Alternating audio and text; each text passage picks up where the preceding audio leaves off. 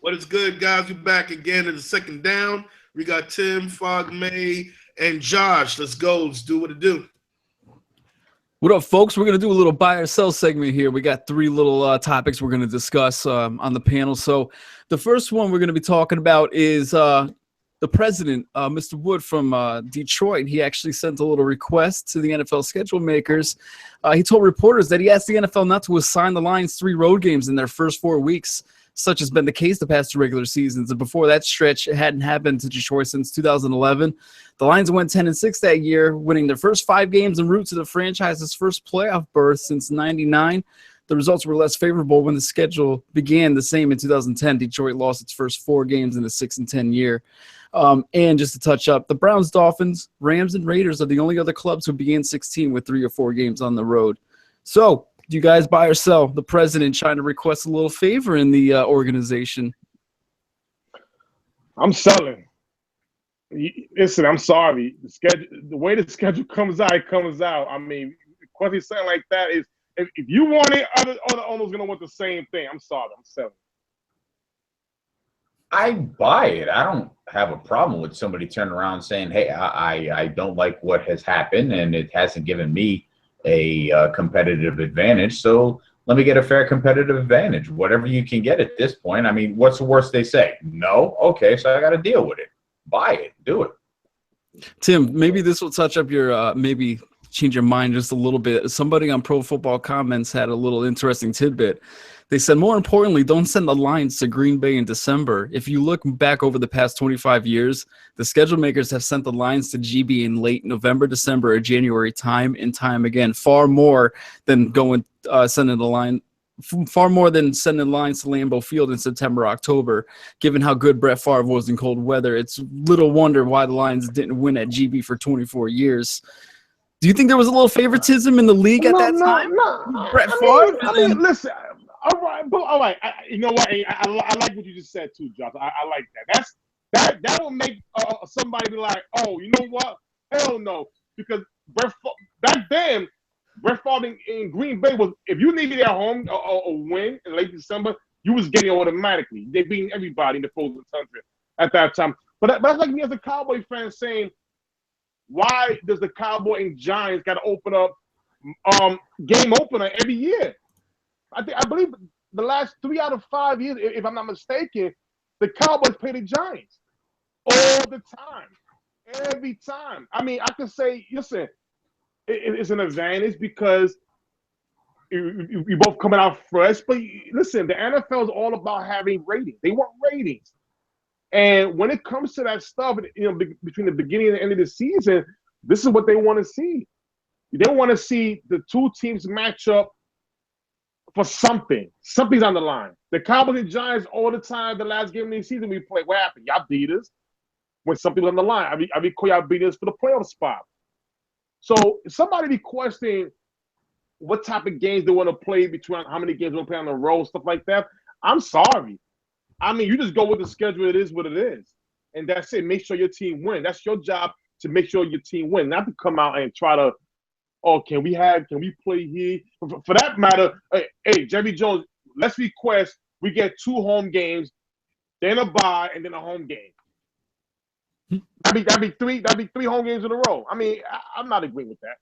I mean, personally, I buy it because this is a president who's just passionate about his organization, and he's just shooting his shot, just sending a note saying, "Hey, look at this, look at the past. Maybe you've overlooked this a bit. I know schedule makers, you got to look at the prior years so you can make your schedule, but maybe you haven't exactly looked at how you've been putting us, in the beginning. So, hey, you never know. This note might actually influence them a favorable schedule this 2017 season. Tim, you always count them in the playoffs the past couple of years, so."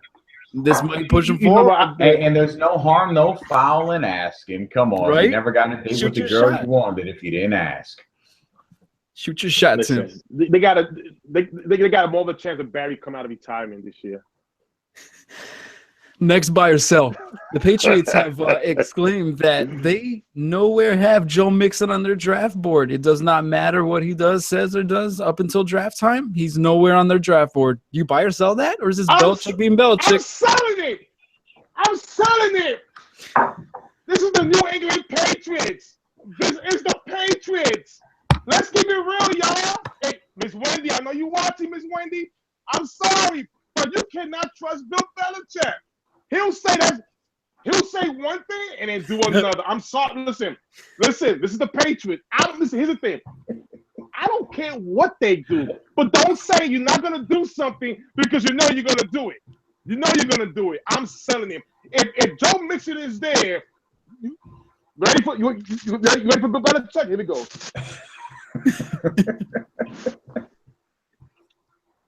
It just, we didn't have it on board, but going on the regular draft picks, going down the 4th round, 3rd round, we just thought an opportunity to take him, but we don't know what he's going to be on the roster.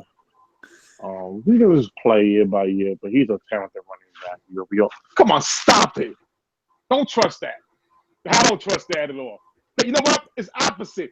He's on their draft board. They can handle Mixon. They can handle that. I'm gonna buy it. And here's why. Aaron Hernandez. Totally different. Enough said. Totally different. But at the same time, what do you mean? Totally. He got into a Floyd, situation down in Florida. They knew it. No, listen. Nobody knew that this guy was the most gangster athlete in history. But at the same time, you could argue that they were aware of Michael Floyd's actions and they picked him up after blowing an 800. No, but here's the thing. See, here's the thing. I'm sorry. Here's the thing. When it comes to Michael Floyd incident, okay, it's an incident. It's not a character incident. It's just an incident. We're talking about, okay, it's wrong what he did. It's illegal. But, okay, what have you done so poorly and wrong before that? Nothing. So here's the thing. Well, we need a player. You're the best player at the right time. We care about winning. We can handle the media. Just come and do it the Patriot way, and we'll do it. Joe Mixon has an incident, not a character concern. He had one bad incident, no priors, nothing recent. We're talking about probably, like Fogman said it, the best running back in the whole draft. Mm-hmm. 3rd round.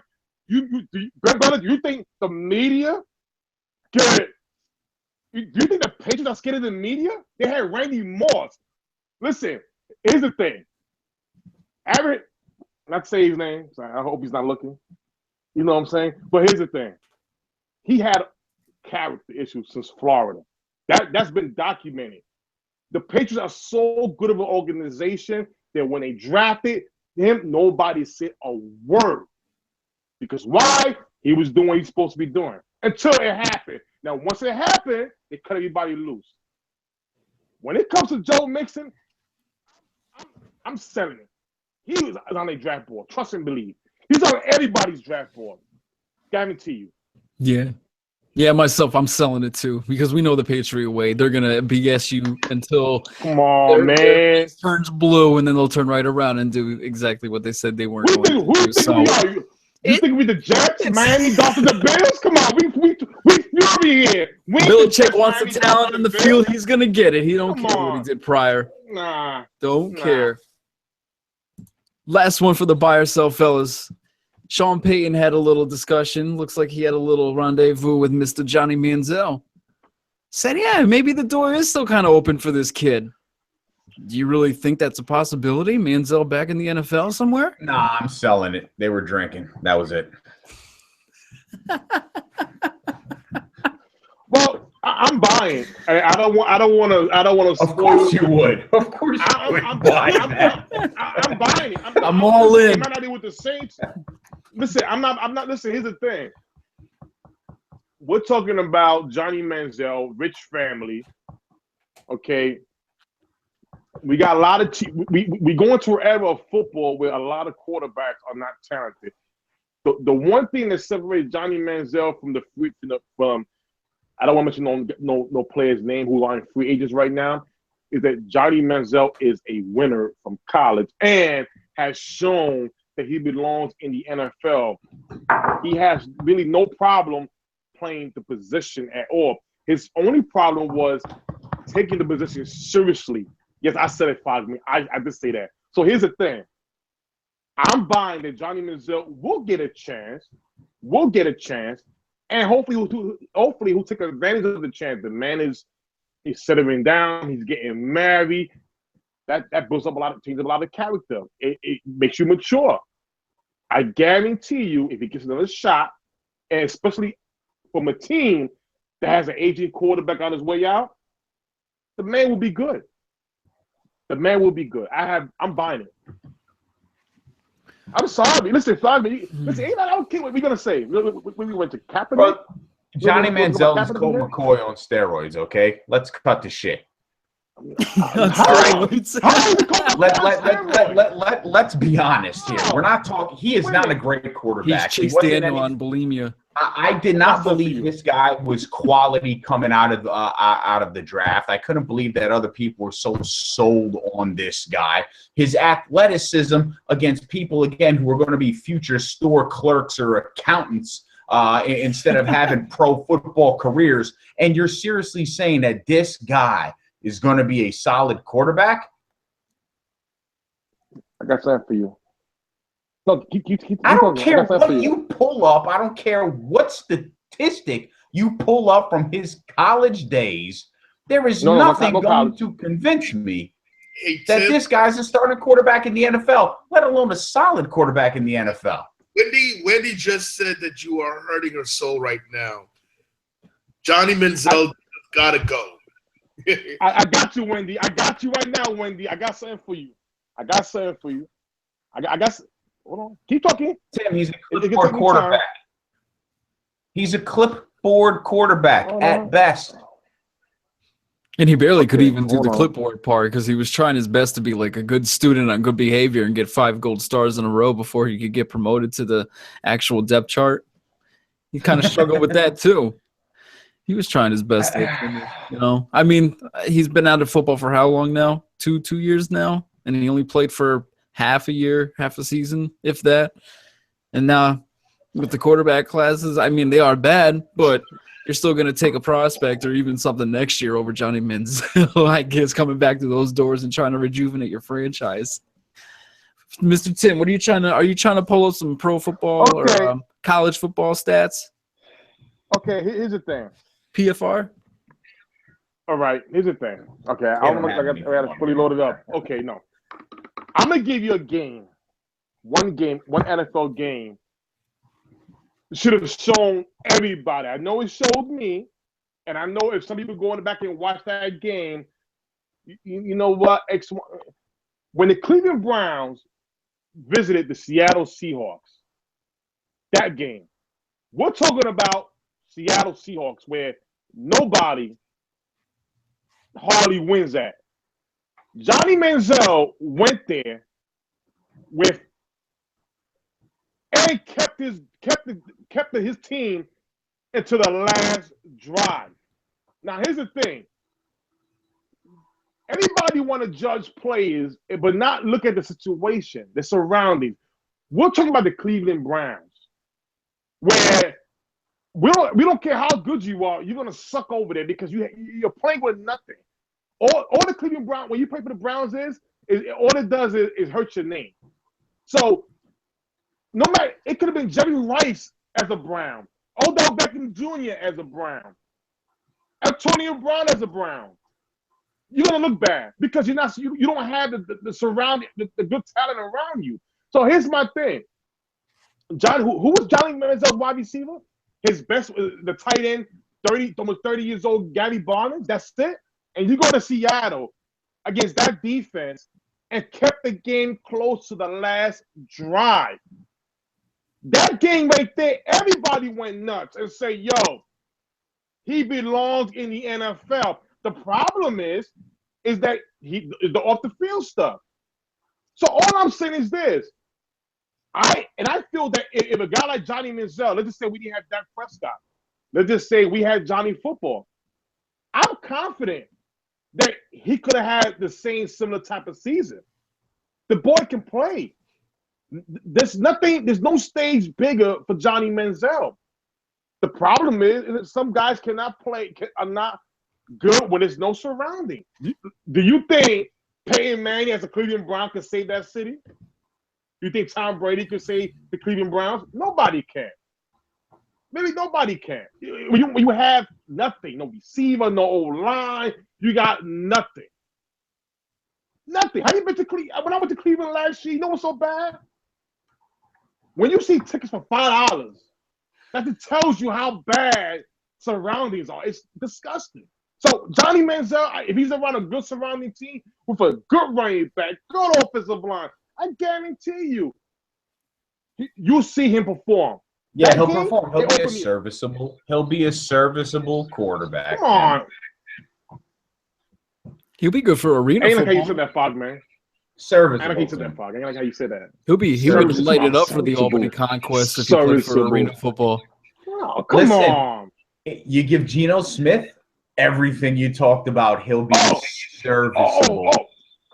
No, wait. Now here's the thing. I'm glad we said it. And they say I'm a Cowboy fan. I can't stand the Giants, but I'm gonna say this. I'll keep it very real. Again, situation. Geno Smith with the New York Jets. We acting as if how about this? I can do it better for y'all. Since y'all want to talk about, and I respect, before I say what I'm going to say right now, I respect everything Kaepernick did. But we're talking about football, not politics. Football, not politics. If Tony Romo, Johnny Manziel, RG3, if they had the defense that Kaepernick had, I guarantee you they would have all won a Super Bowl. Wow, was Why? their defense catching touchdown passes? No. Their defense helping their quarterback rating? No, because here's it. No. Because you know what? We took RG3. I've had to put Johnny Football and Tony Romo next. Take RG3. I can't even believe you're putting Johnny Football. It's making me question your football integrity here. No, because Johnny Manziel's a better quarterback. He's a better Johnny quarterback. Manziel. Listen. It's not about just saying that. Hey, Johnny, did he throw a touchdown pass? Yeah. Listen. If you're talking about maturity off the field, yeah, he's totally bad. But the man knows how to read X and O. Let's keep it real. Everybody want to say, or he can throw a ball. He got an arm. Okay, can you read? If a coach says Blake Bortles practices and O's in college. Okay, he does it in the NFL. He don't know. He doesn't know. How many good plays do you play? How many good plays do you have in the pocket? None. Everything was scrambling. Who was the game? He was the most. Josh, who was the football game at the 2-yard line on the other side of the field when you scoring? He was like 3 of them. Huh? Who? Come on. Blaine Gabbert looked better. Let's keep it real. All right, wrap it up. I think we're pretty good here. I think Tim's set in his ways. I think me and Sean agree that. No. Bogman's not believing me. Bogman's not believing me. No. Me and Fog keep and I'm not going to believe in you. That's very harsh, Fog, man. The consensus is that's fogged up. That's fogged up, man. Johnny gotta go. Get the Fog out of here. Get the Fog out of here. But that goes, guys. We'll be right back with a third down. I support.